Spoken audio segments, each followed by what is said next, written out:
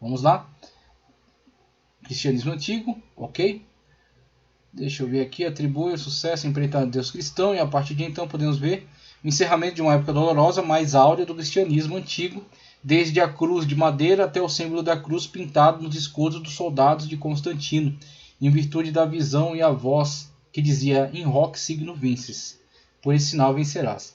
O ponto marcante em que a fé sai de sua esfera de confissão pessoal, convicção e sacrifício, o que encerra a época do cristianismo antigo, que unia os cristãos unicamente por sua fé e suas perseguições.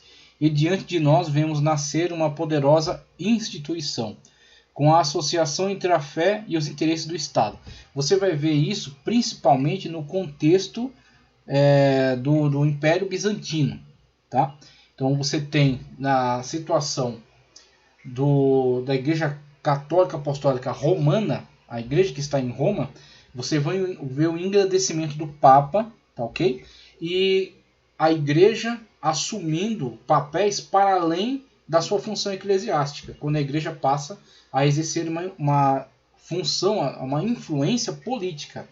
Você vai ver principiando com Leão I. Então, Leão I, que negocia com um bárbaro, tá, ok? Para que este não levasse Roma à total destruição. E com isso, essa figura eclesiástica agora ela tem mais importância do que a figura do imperador. Então você tem uma igreja que agora assume como ela mesma fará na Igreja Católica Apostólica Romana, ok? Que está em Roma e também é detentora da cultura romana. Então, quando Roma de fato cai totalmente para a invasão dos bárbaros, não significa mais nada para aquela região, é Roma que resta como uma instituição, é a Igreja Católica Apostólica Romana que resta como uma instituição civilizadora. Inclusive vai agora, por meio das missões, vai civilizar os povos, civilizar os bárbaros, comunicar cultura a eles, comunicar língua, leis, religião, tá certo? Cultura, a ciência da época. Aí os mosteiros vão estruturar o que será o germe das primeiras universidades. Então toda essa estrutura que vai vai desaguar na Europa da atualidade, tá certo? Na Europa que depois com o Renascimento, com o Iluminismo, pôde aí alçar voos na ciência, mas eles não teriam nada disso sem esta estrutura, o que eles chamam de forma muito desrespeitosa de Idade das Trevas. Então tudo bem que havia cerceamento, havia limitação, havia imposição, mas de modo algum pode-se dizer com toda a verdade de que essa época estava imersa em trevas. Ela, de fato, foi uma época onde algumas áreas tiveram desenvolvimento, algumas áreas tiveram progresso, tá certo? E principalmente foram estabelecidas as estruturas básicas daquilo que depois viria a dar apoio a grandes desenvolvimentos. Então, para que posteriormente as mentes brilhantes surgissem nas academias, surgissem nas grandes universidades, primeiro era necessário existir universidades, era necessário existir escolas, existir cultura básica. E aí onde se está estabelecendo a cultura básica, ok? Então, para que futuramente houvesse aí um grande desenvolvimento, é necessário a constituição das bases, o que será feito nessa época. Então, a Igreja Católica tem seu mérito também, o que tem que ser reconhecido. Veja só, ponto marcante em que a fé sai de sua esfera de confissão pessoal, que é onde você tem a grande questão. Para ser cristão antes deste édito, era um ato de muita coragem, era um ato de aceitação pessoal, tá certo? Era um ato aí de risco à sua própria vida.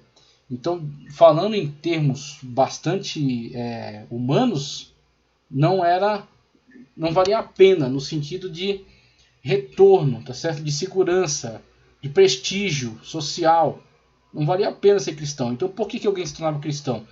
Alguém se tornava cristão por motivos muito autênticos, muito verdadeiros, que teve um contato com a pessoa bendita do Senhor Jesus Cristo, tá certo? De fato, crê na pessoa bendita do Senhor Jesus Cristo e não pode negar. Tanto não pode negar que está disposto a enfrentar o que for, a passar a situação que for, mas reconhece-se cristão e assume o ônus disso. Então, temos uma grande diferença dessa situação para a posterior, na qual agora com todas as vantagens, né? De fato, tem que ser reconhecido como vantagens, porque foram.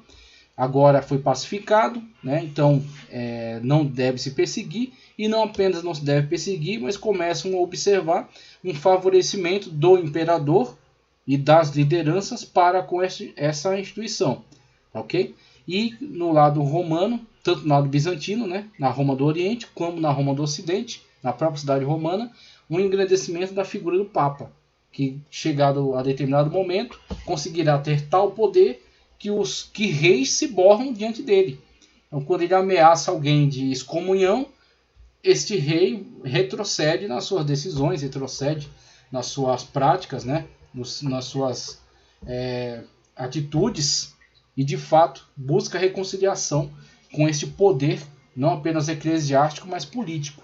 Então você vê aí um engrandecimento. E claro, com isso vai atrair para perto de si pessoas que não têm nada, mas absolutamente nada a ver com o cristianismo. E com isso vão trazer para dentro também, vão sincretizar suas práticas, como foi feito aqui no Brasil.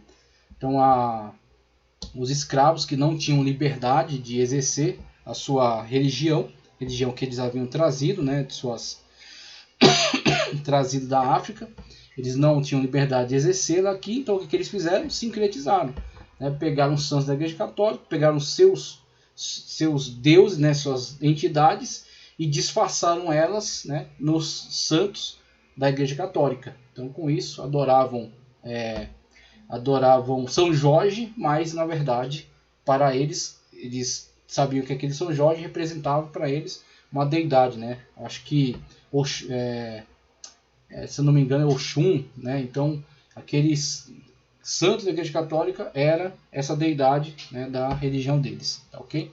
Então temos aí esse sincretismo, né, que aconteceu aqui, e também anteriormente aconteceu nessa situação na qual muitos pagãos vão se aproximar deste grupo que agora é favorecido e vão disfarçar então a sua fé, né, os seus deuses, suas práticas dentro desses ritos dessa igreja institucionalizada, né, que agora passará a ter muitos ritos, muitas práticas, muitas crenças que não estão de acordo com a Bíblia Sagrada. Então vai havendo cada vez mais um afastamento da comunidade cristã nessa situação em relação aos padrões da Sagrada Escritura, até que de fato a igreja se entender magistra do cânon e determinar que aquilo que ela determina é cânon, aquilo que ela determina é sagrado, tá, ok?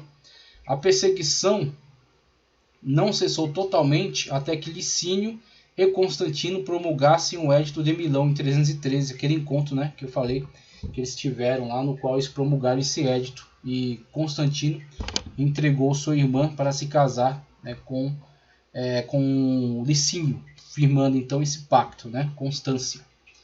Daquele tempo em diante, os cristãos tinham liberdade para adorar a Deus e propagar o evangelho a outras pessoas, a fim de ganhá-las para Cristo. Muito bem, então um enfoque bastante positivo, né? Você tem essa liberdade que de fato, né, é verdadeira. Aqui está placa na igreja de San Giorgio ao Palazzo, adjacente às ruínas do Palácio Imperial, sede do encontro entre Constantino e Licínio.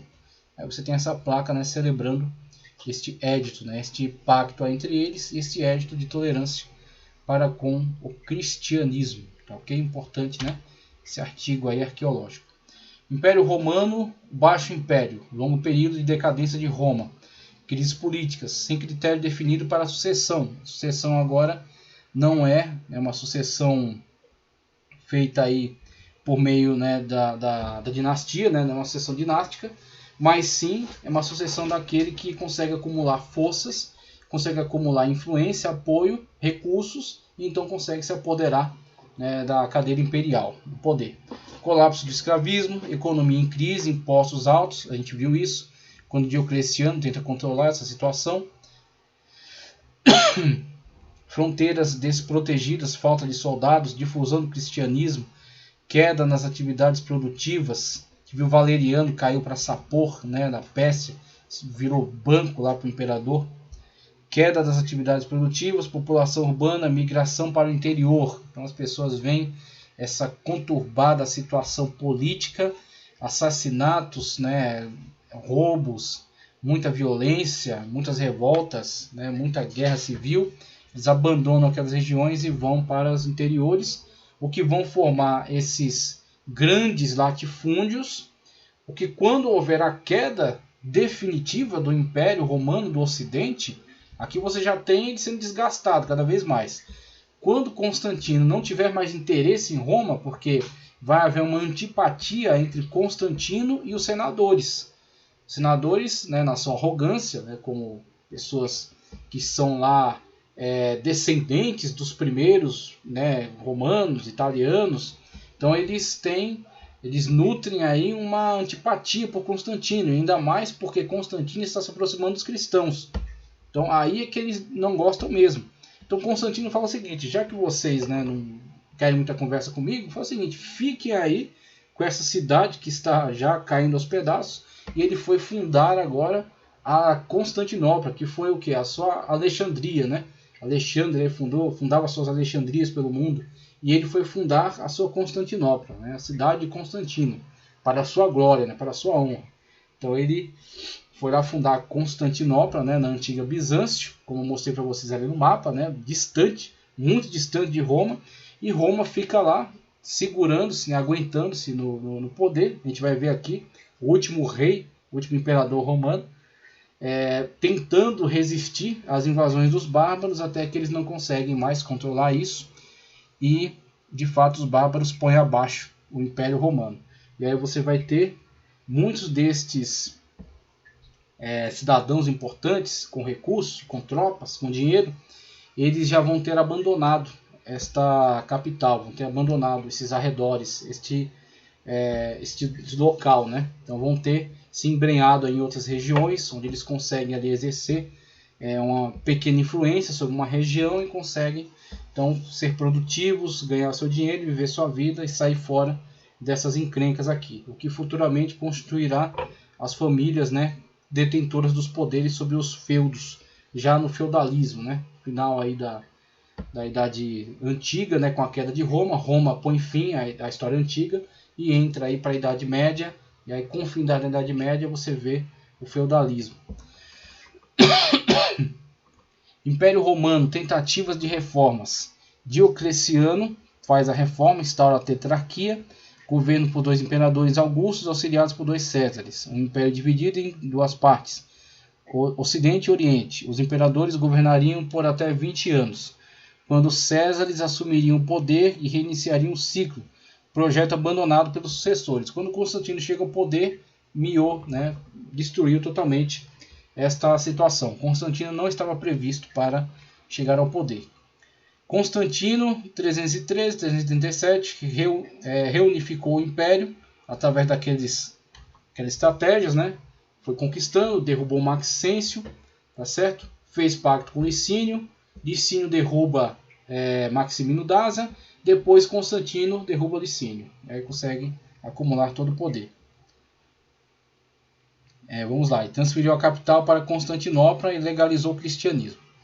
Teodósio, que vai ser a continuidade histórica, Teodósio 378 a 395, divisão do império, oficialização do cristianismo como religião oficial. Muito bem, aí você tem Teodósio reinando sobre a Roma Oriental a partir de Bizâncio, tá ok? A partir de Constantinopla, né?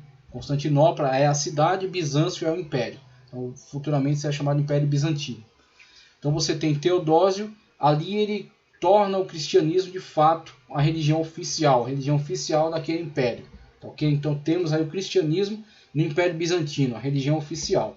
E você tem uma interação muito maior entre o imperador e os líderes religiosos daquela região, que são chamados patriarcas. Então é uma situação diferente da situação de Roma, na qual você tem aquele decreto, né, aquele édito de Milão, édito de tolerância, mas você tem na figura do Papa, que estabelece aí uma autoridade a partir de linha histórica de sucessão. Você vai ver um pouco aqui um recorte dessa linha histórica. Ele estabelece como um poder autêntico, né? Um poder verídico naquela região. Então, enquanto aquela figura do rei, que está totalmente descaracterizada, né? Fraca, não tem mais influência, não tem autoridade sobre as tropas, não consegue deter os bárbaros. Aí você tem na figura do Papa, que consegue, que alega ter uma linha sucessória que retrocede até Pedro. Então, eles dizem que Pedro é o primeiro Papa, apesar de não ter zero de respaldo bíblico, né? Não tem nenhum respaldo bíblico para isso, mas eles assim afirmam, né? Para tentar com isso angariar mais autoridade para a figura papal. Você tem então esta figura que consegue, né, impor essa autoridade e que começa assim a exercer uma autoridade de fato quando negocia diretamente com os bárbaros que estão invadindo aquela região, conseguindo ali algum apaziguamento, né, algum abrandamento para aquelas invasões, e futuramente com a figura de Gregório, que a gente vai estudar, quando ele de fato se autoproclama, né, como o governante de toda a cristandade, né, ele se diz governante de toda a cristandade, que vai minando cada vez mais o relacionamento com a igreja que está no Oriente, até quando houver a cisão entre as duas, né? Ambas vão se excomungar.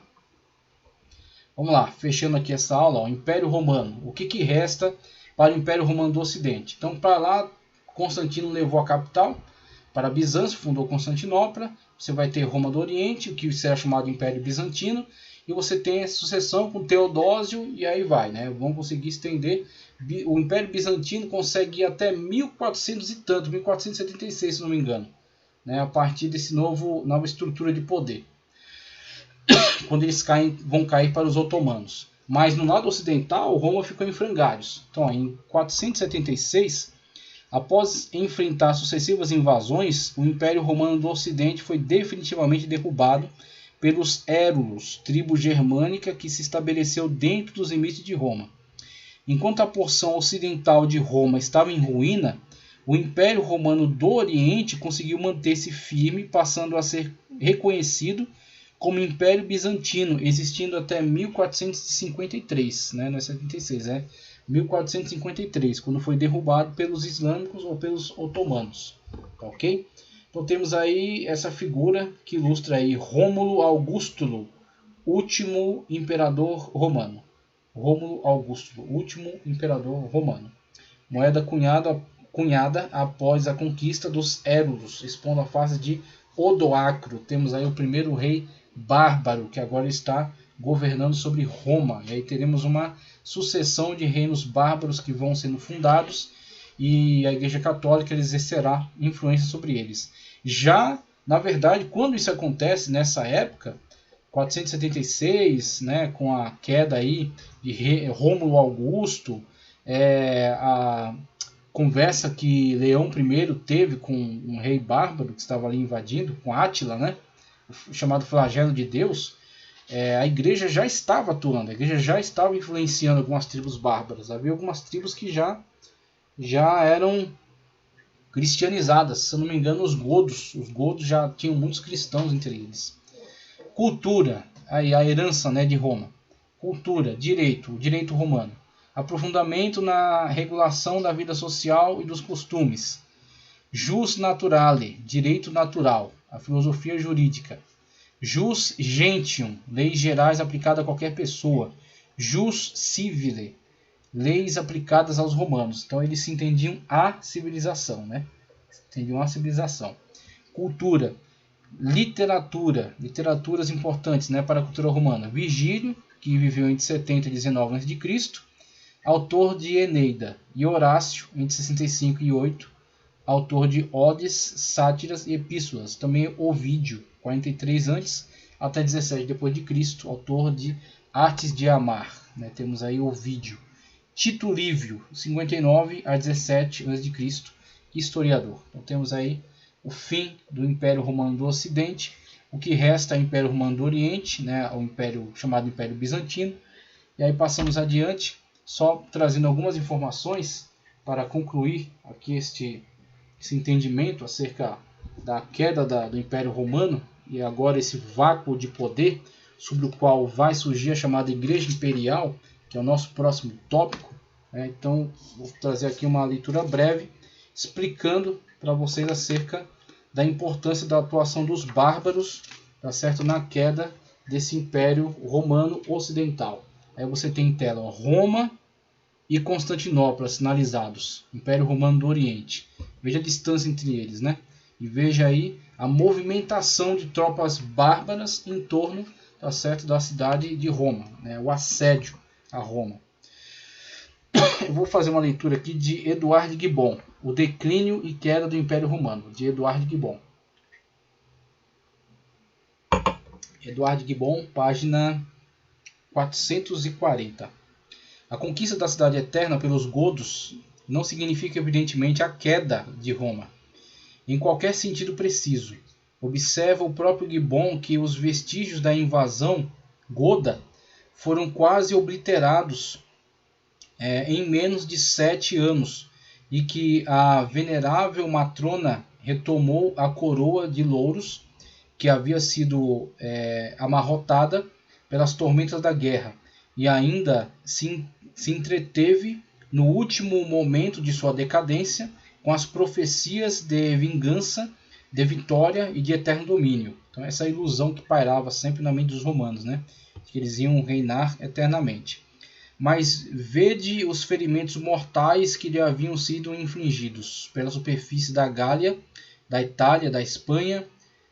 Rodopiava uma nuvem de conquistadores bárbaros, godos, borguinhões, vândalos, hunos, etc., cujo caráter mau se escondia sob o título de hóspedes dos romanos. De todo o Império Ocidental, somente a África, por um breve período, não foi maculada por mãos bárbaras. Entretanto, uma vitoriosa expedição dos vândalos sob o comando de Genserico, auxiliada por mouros, fanáticos, donatistas, escravos e desertores, em pouco se apoderou daquele coletivo da Europa. Em pouco se apoderou daquele celeiro da Europa. É um celeiro, né, para o continente europeu. O óbvio desamparo do Império Ocidental, invadido à vontade por variados bandos de bárbaros, levou a ilha da Britânia e as províncias marítimas francesas entre o Sena e o Loire a desligarem-se do Império, estabeleceram governos independentes. E para quem poderia o Império do Ocidente voltar-se na sua aflição, ainda mais fatal do que a pressão dos bárbaros havia sido a divisão do outrora Império Uno em fragmento oriental e ocidental. O Império Oriental mal podia ser chamado de romano, mesmo forçando o sentido da palavra. Era uma monarquia absoluta, cujos príncipes mediam sua grandeza pela obediência servil de seu povo. Um povo tão incapaz de guardar a vida e as fortunas do assalto dos bárbaros, quanto se defender de sua própria razão dos terrores da superstição. Em tais circunstâncias, não importava muito que a Itália fosse invadida por Átila, ou Uno, o flagelo de Deus, ou que Roma fosse pilhada pelos vândalos, piratas do mar, né, a partir de suas recém-conquistadas bases africanas. Outros povos bárbaros poderiam facilmente ter levado a cabo tão pavorosa empresa sem serem impedidos por um governo romano que parecia cada dia menos terrível aos seus inimigos, mais odioso e opressivo aos seus súditos, pois a tocha de Roma bruxeleava, ou seja, quase se apagava, né? Uma linguagem antiga, antes de 500 d.C. A Itália estava nas mãos de Odoacro, seu primeiro rei bárbaro, e logo depois Gibbon interrompe seu curso de narração para fazer o seguinte epitáfio. Aí ele vai dar continuidade aqui com outro texto, que não vou dar sequência, tá ok? Então somente até aqui temos aí essas movimentações de bárbaros que foram assediando até que enfim conseguiram pôr abaixo esse grande império romano existente desde 700 a.C. e agora por volta de 500 tem aí sua queda definitiva, tá ok? Anglos, saxões, francos, godos, visigodos, ostrogodos, hunos e vândalos estão aí sinalizados, né? Visigodos, francos, burgúndios, lombardos, eslavos, bretões, saxões, ostrogodos, vândalos, suevos, anglos e hunos. Os bárbaros, além de exímios guerreiros, eram excelentes criadores de cavalos. Então temos aí as tribos, né? Muitas tribos que constantemente estavam enfrentando os exércitos romanos, e que se não houvesse uma administração central muito forte e exércitos muito bem treinados e preparados, facilmente o Império seria derrotado, como de fato foi, né? O Império Romano do Ocidente caiu.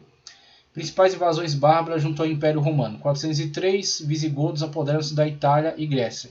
406, ostrogodos são derrotados na Itália por tropas vândalas a serviço de Roma. Aí você vê, os caras começam a contratar mercenários. Então, Roma já não tem uma estrutura própria.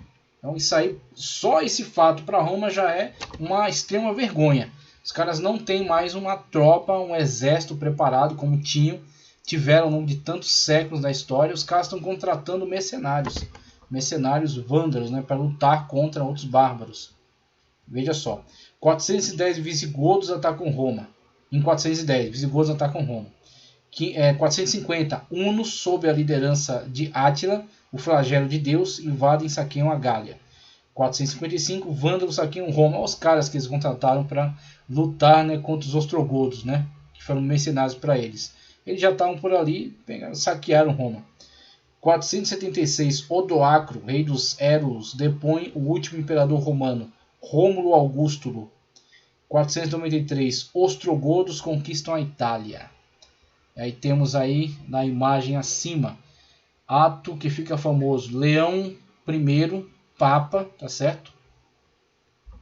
Vai ao encontro de Átila, chefe dos exércitos dos hunos, para tentar convencê-lo a não invadir Roma. Mesmo com seu pedido, Átila invade Roma, mas atende seus outros pedidos de não incendiar nem assassinar. Inclusive aqueles que se refugiavam dentro das igrejas ficavam vivos. E aí você tem Roma dependendo agora da igreja cristã, a quem tanto perseguiu, dependendo deles para se livrar da cruel morte, né, sob a maldade e a crueldade dos bárbaros. Odoacro liderou a revolta que provocou a queda de Rômulo Augustulo, Augusto Pequeno. Entregou as insígnias imperiais a Zenão, imperador do Oriente, declarando-se governador da Itália. Então a movimentação foi a seguinte: para não atrair a atenção, né, do Império Bizantino, ele pega as insígnias imperiais e fala: ó, esse negócio de império é com vocês, ó, toma aí. Mandou para eles e se declarou como apenas um governador daquela região. Então, uma vez que não havia mesmo poder centralizado, haviam vários reinos bárbaros que estavam surgindo, então ele era um dentre esses reinos bárbaros. E o Império Romano do Oriente também não tinha tanto poder assim para dominar aqui a situação. Então, satisfez-se com isso. O governador tornou-se governador da Itália em 476. Muito bem.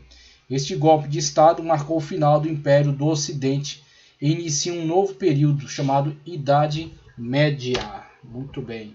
E aí, próxima aula é exatamente tratando acerca do surgimento da Igreja Imperial. Tá, ok? Então, vamos dar continuidade, analisando melhor o surgimento dessa estrutura, a estrutura institucionalizada da Igreja Católica Apostólica Romana, que assume nesse vácuo de poder, né, essa desestruturação do Império Romano do Ocidente, com a queda da administração romana, com o surgimento de muitos reinos bárbaros e com um trabalho feito pela Igreja Católica nesta região, que de fato em muitos aspectos foi um trabalho extraordinário, mas que também, por outro lado, teve suas desvantagens com uma perda, tá certo, da qualidade doutrinária e a invasão por muitas práticas, né, muitas práticas pagãs dentro da estrutura da igreja. Com certeza, um engrandecimento excessivo de seus líderes, que passaram a ter de fato um poderio político, né?